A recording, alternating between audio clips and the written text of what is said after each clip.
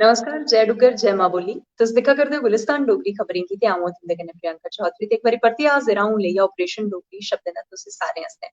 Operation Dogri शब्दें च जिस चाल्ली कन्नै कल असें इक बड़े अच्छे शब्द दा ऑपरेशन कीता हा ते कोश्ट कीती ही कि तुसें गी ओह्दा मतलब समझाई सकचै ते ओह्दे पिच्छे दे किश क्हानी किस्से जां फ्ही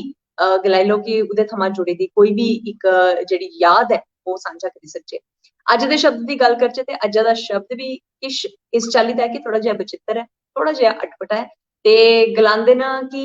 केईं बारी इस शब्द दा इस्तेमाल है जेह्ड़ा ओह् अक्सर डोगरी च बी इस्तेमाल कीता जंदा ऐ, यानी कि डोगरी भाशा च बी इस्तेमाल होंदा ऐ ते केईं बारी अ'ऊं एह् जेह्ड़ा शब्द ऐ एह् पंजाब च बी बड़े लोकें गी गलांदे जेह्ड़ा सुनेआ। शब्द पर आचै ते शब्द दा नां ऐ पुआड़ा पौना ते अद्धे दर्शक समझी चुके दे होने भला पुआड़ा जेल्लै पौंदा ते केह् होंदा ते पुआड़ा आखिरकार है केह्, केह्ड़ी बला दा नां ऐ। पुआड़ा होई गेआ किसी चाल्ली दा स्यापा पेई जाना, कोई ऐसा कम्म कोई तुस सटीक कम्म करा ने ते ओह्दे च कुछ गड़बड़ी होई गेई ते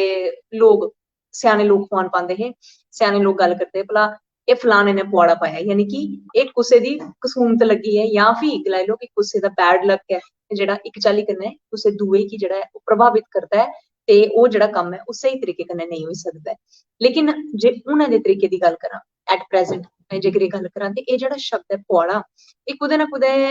हून बी ग्राएं पिंडें च एह्दा इस्तेमाल होंदा ऐ। अक्सर ब्याहें शादियें च एह्दा जेह्ड़ा इस्तेमाल ऐ ओह् बड़े सारे बजुर्ग जेह्ड़े न ओह् करदे न ते उस्सै गी मद्देनजर रखदे होए अज्ज मिगी एह् शब्द चेता आया ते अ'ऊं बी कोश्ट कीती तुं'दे कन्नै सांझा करां। अज्जा दा एह् शब्द जेह्ड़ा ऐ तुसें गी किस चाल्ली दा लग्गेआ जरूर कमेंट करियै दस्सेओ ते कुतै तुस जे केईं बारी ऐसा होंदा कि किश लोक साढ़ी जिंदगी च ऐसे होंदे न जेह्ड़े पुआड़ा पाई दिंदे न। तुं'दी जिंदगी च बी जे किश पुआड़ा पाने आह्ले शब्द ऐ इ'यां